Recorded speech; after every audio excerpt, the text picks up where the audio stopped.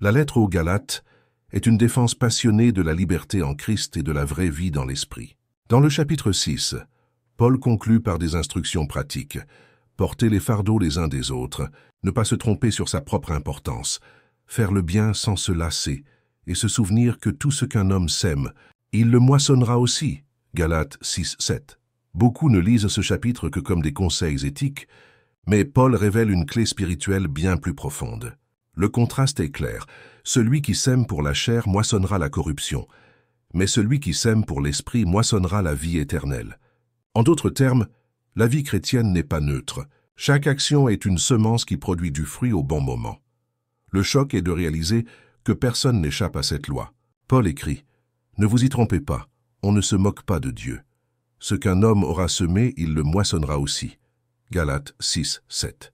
Beaucoup vivent comme s'ils pouvaient planter la désobéissance et récolter la bénédiction, mais cette clé révèle que la moisson correspond toujours à la semence. Mais il y a aussi une promesse puissante. Ne nous lassons pas de faire le bien, car nous moissonnerons en temps voulu si nous ne nous relâchons pas. Galates 6, 9. La clé cachée est que la persévérance dans le bien, même lorsque nous ne voyons pas de résultats immédiats, génère une moisson éternelle.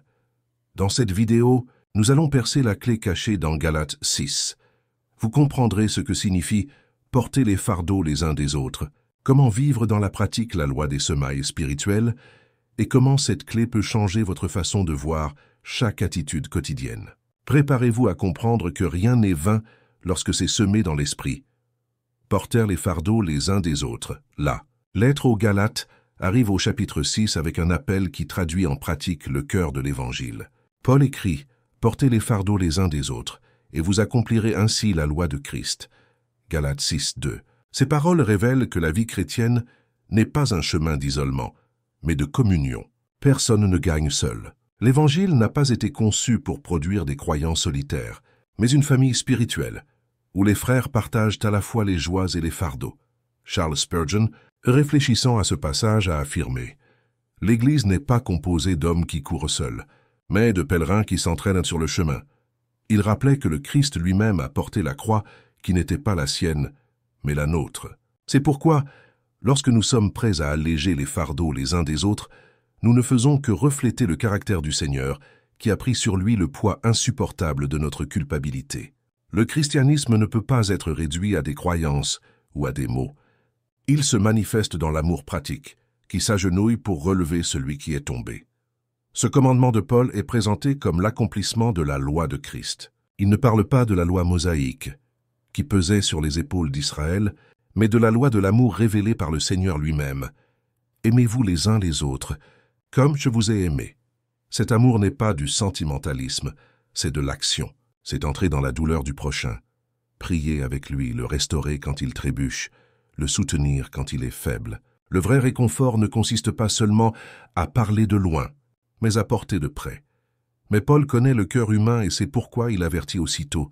Si quelqu'un pense être quelque chose, alors qu'il n'est rien, il se trompe lui-même. Galates 6, 3. Le plus grand ennemi de la solidarité chrétienne est l'orgueil. Celui qui se croit trop fort, trop pur ou trop important a du mal à se pencher pour aider.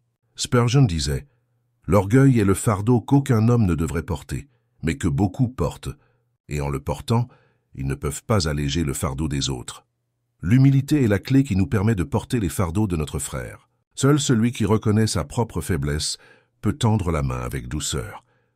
Au début du chapitre, Paul conseille également « Frères, si quelqu'un est surpris en faute, vous qui êtes spirituels, redressez-le avec un esprit de douceur, en veillant sur vous-même, de peur que vous ne soyez aussi tentés. » Galates 6, 1. La restauration de celui qui tombe est une partie essentielle du port des fardeaux. Il ne s'agit pas seulement de consoler l'affligé ou de soutenir le fatigué, mais de restaurer celui qui trébuche. Cette restauration ne doit pas se faire avec dureté ou condamnation, mais avec douceur et compassion.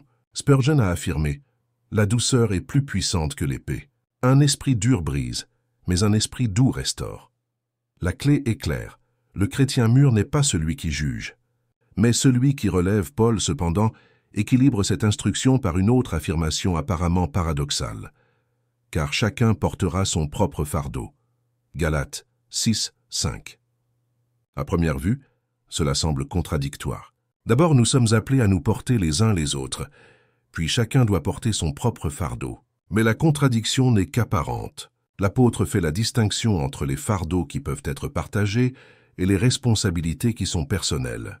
Nous pouvons aider un frère dans ses faiblesses, mais personne ne peut porter pour un autre la responsabilité finale devant Dieu. Il y a des croix que chacun doit assumer. Spurgeon a expliqué, « Nous partageons les uns avec les autres le poids du chemin, mais personne ne peut donner à un autre le poids de sa propre âme devant Dieu. » La clé cachée dans Galates 6 est donc dans cet équilibre entre solidarité et responsabilité. Nous sommes appelés à vivre en communauté, en allégeant les fardeaux du prochain, mais aussi à comprendre que devant Dieu, chacun rendra compte de sa propre vie. Celui qui essaie de vivre sans la communion du corps devient fragile. Celui qui essaie de sous-traiter sa propre foi se trompe également. Ce principe est plus pertinent que jamais. Nous vivons dans un monde marqué par l'individualisme, où chacun ne cherche que ses propres intérêts. Mais Paul nous rappelle que la loi de Christ est l'opposé de cela. Le vrai christianisme ne se mesure pas par de beaux discours, mais par la volonté d'entrer dans les batailles des autres. Spurgeon a conclu avec clarté, « Si le Christ a porté le poids de votre âme, portez aussi le poids de votre frère. » C'est le chemin de l'amour, et en dehors de lui, il n'y a pas de vrai christianisme. Ainsi, le premier secret de Galates 6 est révélé. Accomplir la loi de Christ signifie porter, avec humilité et douceur, les fardeaux de ceux qui marchent à nos côtés. C'est la marque d'un peuple qui a compris la croix et qui reflète dans la pratique l'amour qu'il a reçu. La clé de l'humilité et de l'auto-évaluation après. Avoir enseigné à porter les fardeaux les uns des autres, Paul amène la réflexion à un niveau plus profond et personnel. Il écrit que chacun examine sa propre œuvre et alors il aura sujet de se glorifier par rapport à lui seul et non par rapport à autrui. Galates 6, 4. Ici, l'apôtre nous montre que, en même temps que nous sommes appelés à une vie communautaire d'amour et d'aide mutuelle, nous avons aussi la responsabilité de regarder à l'intérieur de nous-mêmes avec sincérité, en évaluant notre marche devant Dieu. La clé cachée dans ce passage est que la vraie humilité naît de l'auto-évaluation honnête. Beaucoup tombent dans l'erreur de mesurer leur spiritualité en se comparant aux autres. Certains s'exaltent parce qu'ils voient des frères tomber. D'autres se découragent parce qu'ils regardent des vies apparemment plus fortes. Mais Paul brise cette illusion. Chacun doit examiner sa propre œuvre, pas celle du prochain. La vie chrétienne n'est pas une course de compétition, mais une marche personnelle devant Dieu. Charles Spurgeon, réfléchissant à cela, a dit « La comparaison est la ruine de l'humilité. L'homme qui se mesure à la faiblesse du prochain se remplit d'orgueil. Celui qui se mesure à la sainteté du Christ, celui-là s'incline dans une vraie humilité. » C'est exactement la leçon de Paul. La norme n'est pas l'autre, la norme est le Christ. Quand nous nous comparons les uns aux autres, nous nourrissons la vanité ou l'envie. Quand nous regardons le Christ, nous sommes conduits à la repentance et à la dépendance. Paul appelle cela « examiner sa propre œuvre ». Le verbe indique un processus actif, presque comme un artisan qui inspecte sa pièce à la recherche de fissures cachées. Il ne s'agit pas d'auto-justification, mais d'un examen sincère qui nous empêche de vivre dans l'illusion spirituelle. Et l'humilité naît exactement de là, de la reconnaissance de nos limites et de la conscience que tout ce que nous avons vient de la grâce de Dieu. Spurgeon a dit dans un de ses sermons, « Celui qui se voit tel qu'il est ne se remplira plus de vaine gloire. L'orgueil meurt quand l'âme se voit à la lumière de la croix. » Paul voulait que les Galates comprennent cela. Il ne suffit pas de porter le fardeau de l'autre. Il faut regarder à l'intérieur et se rendre compte du besoin de vigilance spirituelle constante. L'apôtre met également en garde contre l'auto-illusion. Beaucoup se croient spirituellement mûrs, simplement parce qu'ils ont des dons, des postes ou des expériences passées. Mais le vrai examen va au-delà de l'apparence. Il confronte les intentions, les motivations et les fruits. L'orgueil est subtil et souvent, il se cache même dans nos bonnes œuvres. La clé de Galates 6.4 est que l'humilité ne fleurit que lorsque la lumière de la vérité entre dans nos œuvres, révélant ce qui est caché. Un autre détail est que Paul affirme que, lorsque quelqu'un examine sa propre œuvre, il aura sujet de se glorifier par rapport à lui seul, et non par rapport à autrui. Ceci se glorifier ne signifie pas l'orgueil, mais une satisfaction honnête devant Dieu, sachant qu'il marche dans l'obéissance. C'est la joie de celui qui vit par la foi, et peut regarder en arrière sans s'appuyer sur les chutes ou les succès des autres pour mesurer sa vie. Spurgeon a commenté « L'homme qui dépend de la faiblesse du prochain pour paraître fort est misérable. Mais celui qui trouve dans le Christ sa suffisance peut marcher dans l'humilité sans avoir besoin de comparaison. » C'est la maturité spirituelle. Ne pas chercher l'approbation en se comparant, mais vivre dans la fidélité devant Dieu, sachant que c'est de lui que vient à la fois la correction et l'applaudissement éternel. L'application pratique de cette clé est claire. Nous devons cultiver une discipline constante d'auto-examen. Nous demander « Est-ce que je vis par la chair ou par l'esprit? Mes œuvres révèlent-elles l'amour ou seulement l'apparence? Ai-je porté les fardeaux de mes frères ou me suis-je caché derrière des excuses? » Ce genre d'examen ne nous détruit pas, mais nous fortifie, car il nous amène à dépendre de la grâce du Christ et à vivre dans une vraie humilité.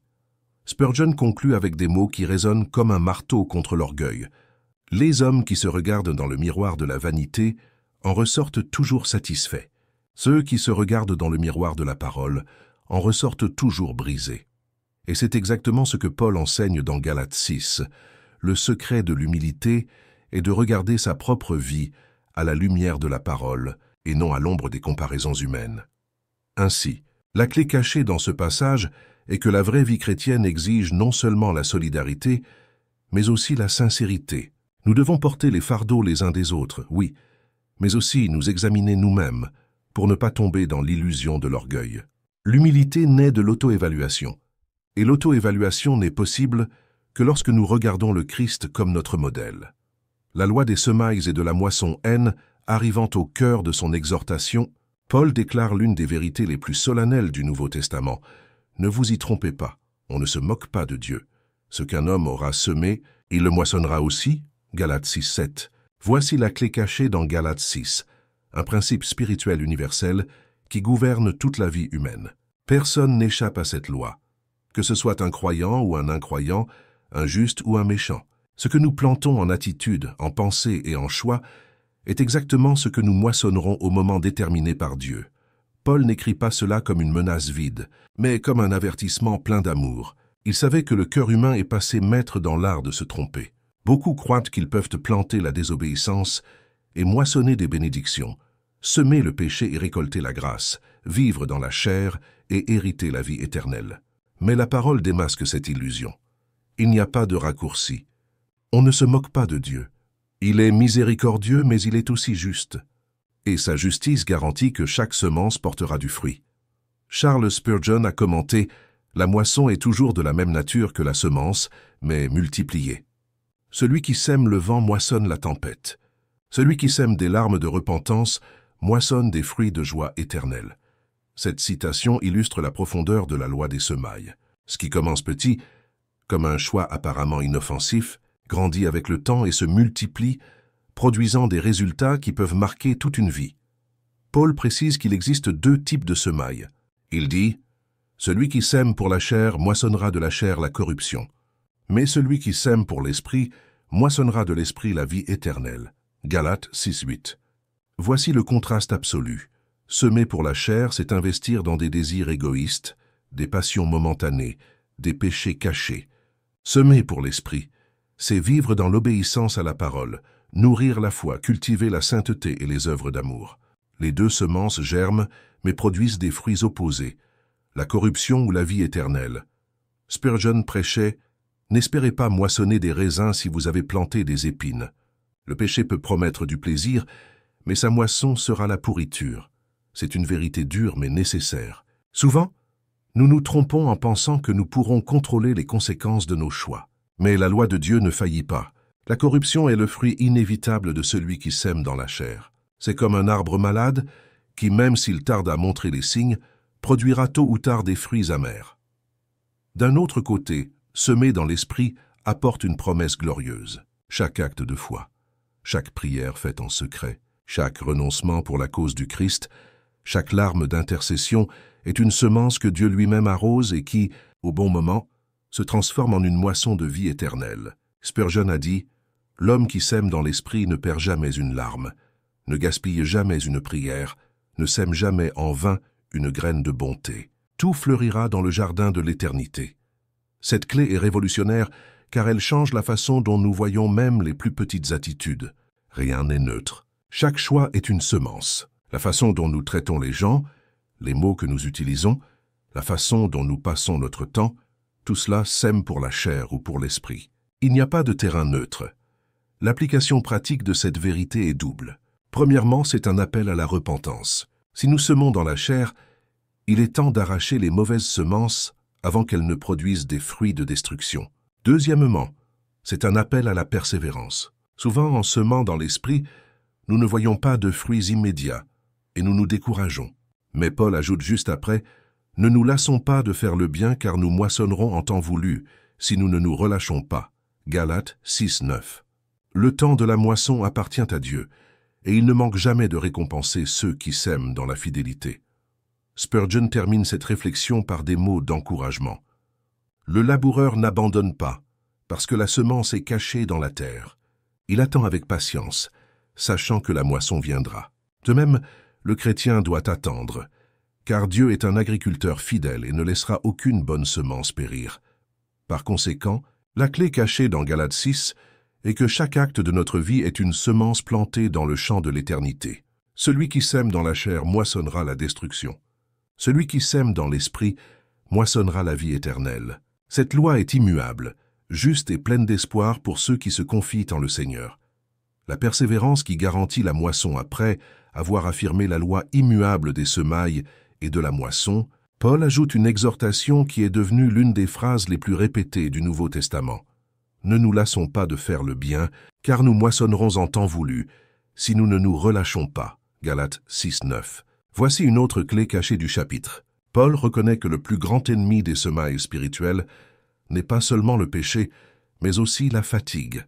De nombreux chrétiens n'abandonnent pas par méchanceté, mais par fatigue. Ils n'abandonnent pas la foi par mépris, mais parce qu'ils sont épuisés sur le chemin.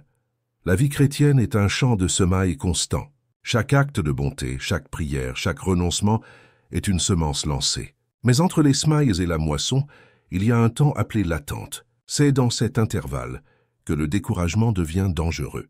Le laboureur qui sème doit attendre des mois pour voir le fruit. Et le croyant qui sème dans l'esprit doit croire que Dieu n'oublie aucune bonne œuvre. Le problème est que, dans l'impatience, beaucoup abandonnent le champ avant la moisson. Charles Spurgeon a dit « La persévérance est la preuve de la vraie foi. Celui qui croit vraiment ne plante pas seulement un jour, mais arrose la semence de larmes jusqu'à ce qu'il voie le fruit. » Ces mots font écho à l'avertissement de Paul. Le chrétien est appelé à vivre au rythme de l'éternité, non dans la hâte des résultats immédiats. La moisson est certaine, mais le temps est celui de Dieu. Paul parle de « en temps voulu ». Cette expression révèle que la moisson n'est pas déterminée par notre calendrier, mais par l'horloge divine. L'homme veut des résultats rapides, mais Dieu travaille par processus. Il y a des graines qui germent en semaines, d'autres en années. Et il y a des fruits spirituels qui ne fleurissent que dans l'éternité. La clé cachée ici est d'apprendre à faire confiance au temps de Dieu sans laisser le cœur succomber au découragement. Spurgeon a affirmé « Dieu ne se presse jamais et n'est jamais en retard. Son temps est toujours le meilleur temps, même si la chair murmure dans l'attente. » C'est une leçon difficile pour notre génération, habituée aux solutions instantanées. Mais Paul nous enseigne que la vraie foi est de persévérer dans le bien même lorsqu'il n'y a pas de retour immédiat. Cette persévérance n'est pas seulement pour les grandes œuvres, mais pour le bien quotidien. Faire le bien tous les jours exige de la patience, du renoncement et souvent de l'anonymat. Combien de fois aidons-nous sans être reconnus? Combien de fois servons-nous sans que personne ne le remarque? Mais Paul nous garantit, nous moissonnerons, si nous ne nous relâchons pas. La récompense ne dépend pas des applaudissements humains, mais de la fidélité de Dieu. Spurgeon prêchait, « Un verre d'eau donné au nom du Christ ne sera pas oublié le jour de la moisson. » Le Seigneur du champ voit même les plus petites semences. Cette promesse doit remplir le cœur du chrétien de courage. Rien de ce qui est fait dans l'esprit n'est vain. En même temps, Paul aborde une question pratique. Le découragement est inévitable, mais il ne doit pas être fatal. Le verbe « ne nous lassons pas » indique une décision active. La fatigue peut frapper, mais elle n'a pas besoin de dominer. L'âme peut vaciller, mais elle ne doit pas abandonner. La clé est de renouveler ses forces en le Seigneur, en se souvenant que la moisson est certaine. Cet enseignement confronte également notre tendance à abandonner trop tôt. beaucoup cessent de prier parce qu'ils ne voient pas de réponse immédiate. Ils abandonnent la lutte pour une vie sainte parce qu'ils ne perçoivent pas de résultats rapides. Ils se découragent dans le service chrétien parce qu'ils ne reçoivent pas de reconnaissance. Mais Paul et Spurgeon nous rappellent que la vie chrétienne n'est pas une course de 100 mètres, mais un marathon d'endurance. Spurgeon a conclu « Le monde est plein de ceux qui abandonnent, mais le ciel sera plein de ceux qui ont persévéré jusqu'à la fin. La couronne n'est pas pour ceux qui commencent bien, mais pour ceux qui finissent ferme. » C'est l'essence de l'enseignement de Paul. La moisson est une promesse, mais elle n'appartient qu'à ceux qui continuent de semer. Par conséquent, la clé cachée dans Galates 6:9 est que la persévérance dans le bien n'est pas facultative, mais essentielle. C'est elle qui garantit la moisson. Celui qui sème et continue de semer, même fatigué, découvrira en temps voulu qu'aucune larme, aucune prière et aucun acte d'amour n'ont été vains. Le Dieu dont on ne se moque pas ne se laisse pas non plus oublier. Il est un agriculteur fidèle, et la moisson viendra. L'appel à faire le bien à tous après avoir parlé de la loi des semailles et de la nécessité de persévérer dans le bien, Paul élargit l'application pratique de la clé spirituelle qu'il enseigne. Il écrit dans Galates 6:10 « Ainsi donc, pendant que nous en avons l'occasion, pratiquons le bien envers tous et surtout envers les frères en la foi. » Ce verset semble simple, mais il recèle un secret profond. Il nous rappelle que la vraie foi n'est pas seulement un ensemble de doctrines, mais une pratique constante de la bonté. L'apôtre commence en disant « Pendant que nous en avons l'occasion ». Cela montre que la vie est une fenêtre limitée. Chaque jour que nous vivons est une occasion de semer le bien. Demain ne nous appartient pas. C'est pourquoi l'appel est d'agir aujourd'hui. Spurgeon a commenté ce point. La bonté est la fleur qui doit être cueillie au bon moment, avant que le champ de la vie ne se ferme. Il savait que beaucoup reportent le bien, attendant une occasion plus opportune. Mais Paul prévient. Le temps de planter, c'est maintenant. Ce bien doit être fait envers tous. Il n'y a pas d'exclusion dans l'appel chrétien. L'amour que nous avons reçu du Christ nous pousse à bénir même ceux qui ne nous rendent pas l'appareil. Faire le bien à tous signifie que notre bonté ne peut pas être sélective. Le croyant ne choisit pas d'aimer seulement ceux qui l'aiment, ni d'aider seulement ceux qui le méritent. La grâce nous invite à tendre la main même à ceux qui ne peuvent rien nous rendre. Spurgeon a dit « Si vous attendez que les hommes soient dignes pour les aider, vous ne ferez jamais le bien. » L'amour du Christ, c'est justement de donner à ceux qui ne le méritent pas. C'est l'essence de l'Évangile. Le Christ nous a aimés, alors que nous étions encore pécheurs. Nous devons donc aimer et servir sans attendre de récompenses humaines. Mais Paul ajoute un détail essentiel, surtout envers les frères en la foi. Voici la clé cachée.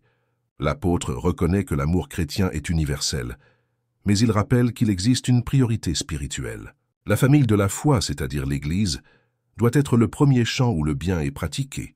Tout comme dans une famille, les membres prennent soin les uns des autres en premier. De même dans la famille spirituelle, nous devons prendre soin les uns des autres en priorité.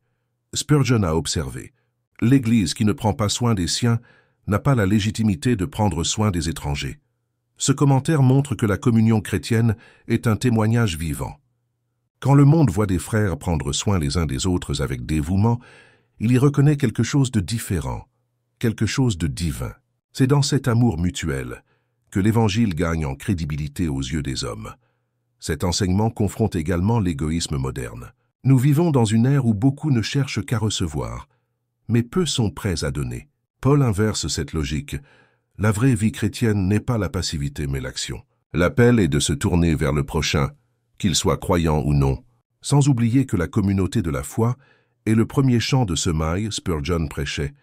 Le Christ n'a pas dit « On vous reconnaîtra à votre connaissance », mais « À ceux-ci tous reconnaîtront que vous êtes mes disciples, si vous avez de l'amour les uns pour les autres. » La clé, par conséquent, est que l'amour mutuel au sein de l'Église n'est pas un détail, mais la marque de l'identité chrétienne. En pratique, cela signifie ouvrir les yeux aux opportunités quotidiennes. Le bien ne doit pas être seulement de grands gestes. Il peut se manifester par des paroles d'encouragement, un soutien matériel, une prière sincère, le fait d'écouter quelqu'un en silence. Chaque acte est une semence qui, comme Paul l'a déjà enseigné, portera du fruit au temps de Dieu. Le danger est d'ignorer ces occasions, en pensant que les petites actions n'ont pas de valeur. Mais devant le Seigneur, rien n'est petit quand c'est fait avec amour. Spurgeon a conclu, « Ne méprisez jamais la puissance d'un verre d'eau donné au nom du Christ. Il peut être petit aux yeux des hommes, mais il est grand aux yeux de Dieu. Cela nous amène à réaliser que la loi des semailles se manifeste surtout dans le quotidien. Faire le bien est la moisson qui commence maintenant et se consommera dans l'éternité. Par conséquent, la clé cachée dans Galates 6:10 est que la bonté chrétienne doit être universelle, mais à sa priorité. Nous devons bénir tout le monde, sans restriction, mais surtout prendre soin de la famille de la foi, car c'est en son sein que l'amour du Christ doit d'abord s'épanouir. Et tant que nous en avons le temps, nous ne pouvons pas gaspiller les occasions que le Seigneur place devant nous. La gloire de la croix et la vanité de la chair à l'approche de la conclusion de sa lettre. Paul déclare l'une des affirmations les plus marquantes de tout le Nouveau Testament. Loin de moi la pensée de me glorifier d'autre chose que de la croix de notre Seigneur Jésus-Christ, par qui le monde est crucifié pour moi, comme je le suis pour le monde. Galates 6:14. Nous trouvons ici une autre clé cachée. La vraie gloire du chrétien ne se trouve pas en lui-même, dans sa chair, dans ses réalisations ou dans ses mérites, mais dans la croix du Christ. L'apôtre avait combattu tout au long de la lettre les faux docteurs qui voulaient imposer la circoncision comme moyen d'orgueil religieux.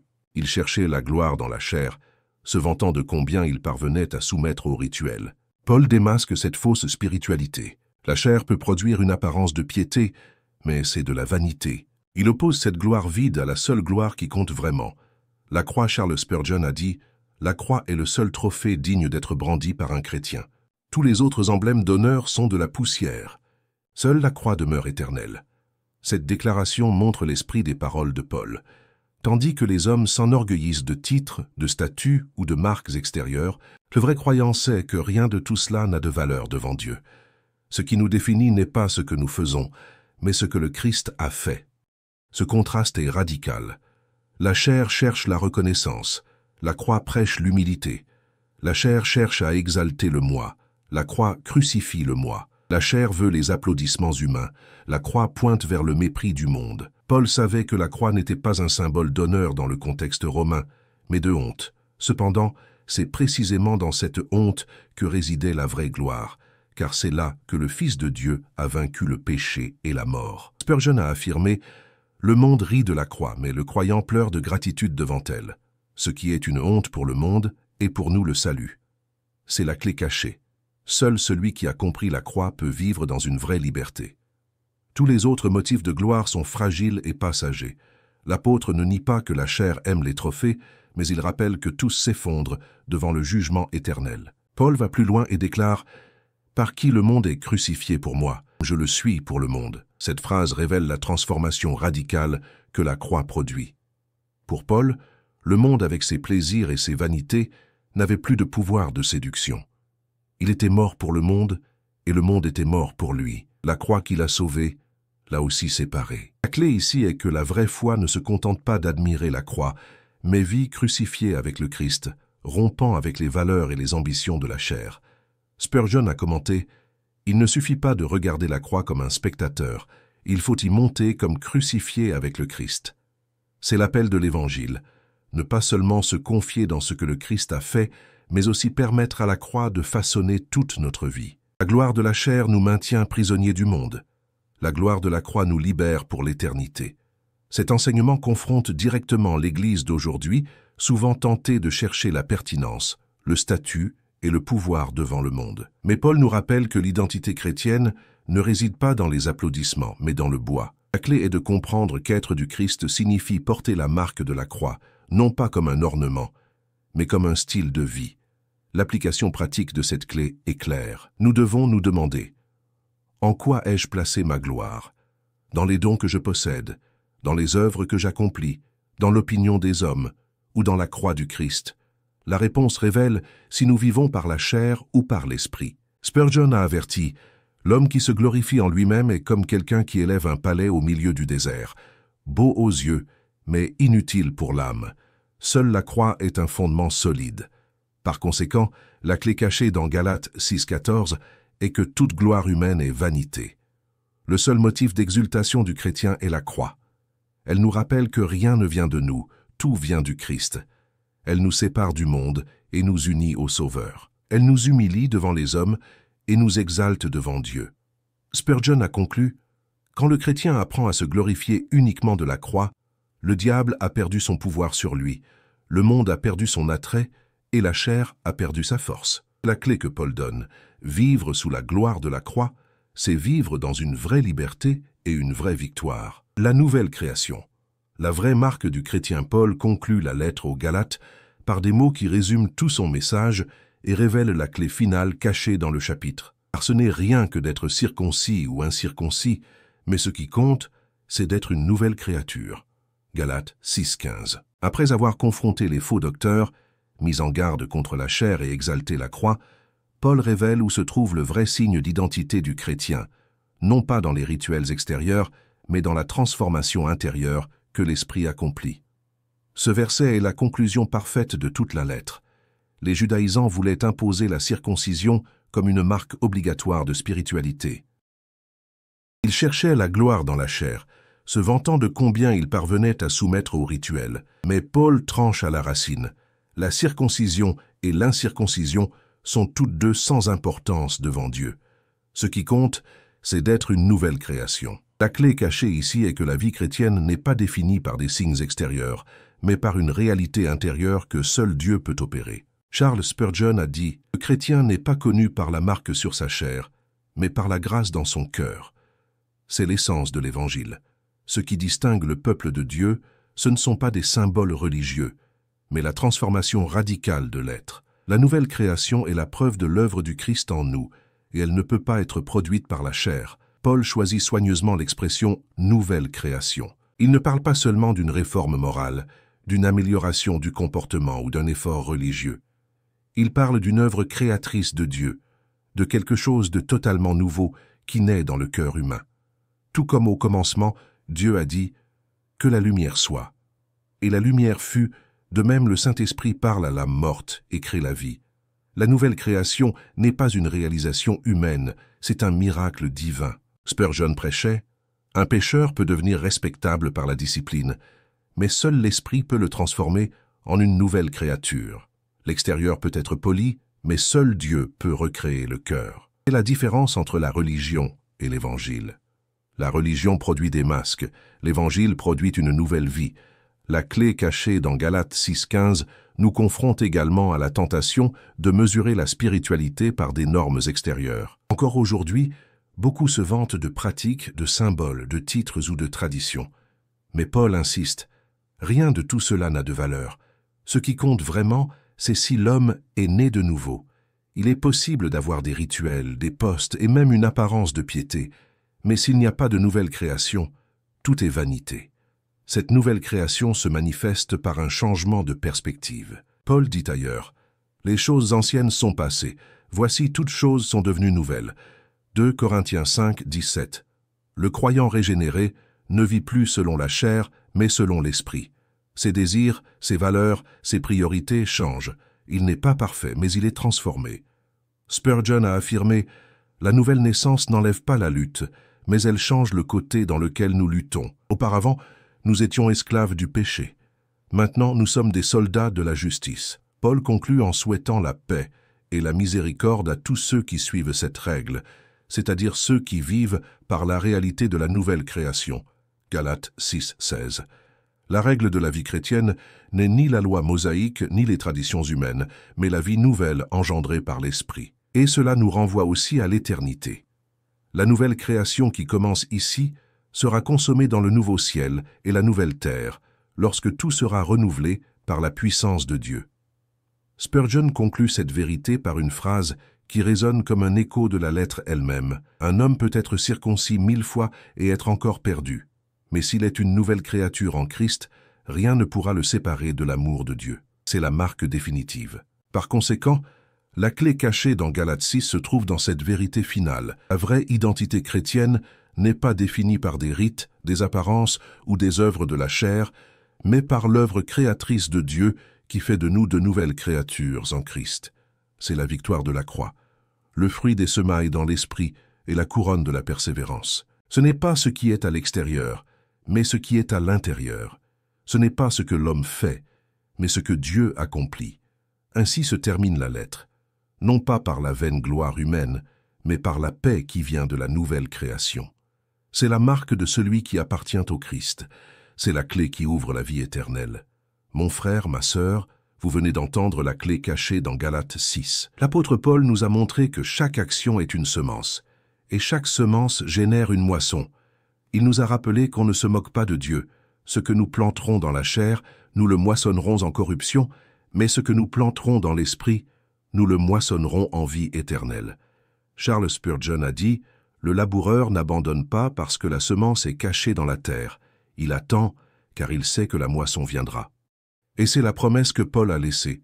Si nous ne nous relâchons pas, nous moissonnerons. L'appel maintenant est pour vous. Ne vous lassez pas de faire le bien. Continuez de semer dans l'esprit. Portez les fardeaux de vos frères. Examinez votre propre vie avec humilité. Fuyez la gloire de la chair et glorifiez-vous uniquement dans la croix. Car la marque qui compte vraiment n'est pas extérieure, mais la nouvelle création que Dieu accomplit en vous. Alors je vous invite. Écrivez dans les commentaires quel domaine de votre vie a besoin d'être transformé en une nouvelle création. Partagez cette vidéo avec quelqu'un qui est fatigué et a besoin de se souvenir que la moisson vient au temps de Dieu. Abonnez-vous à la chaîne L'École du Prince, activez la cloche et marchez avec nous à la recherche de la parole qui confronte et libère. Ne vous lassez pas de semer, la moisson de l'esprit viendra.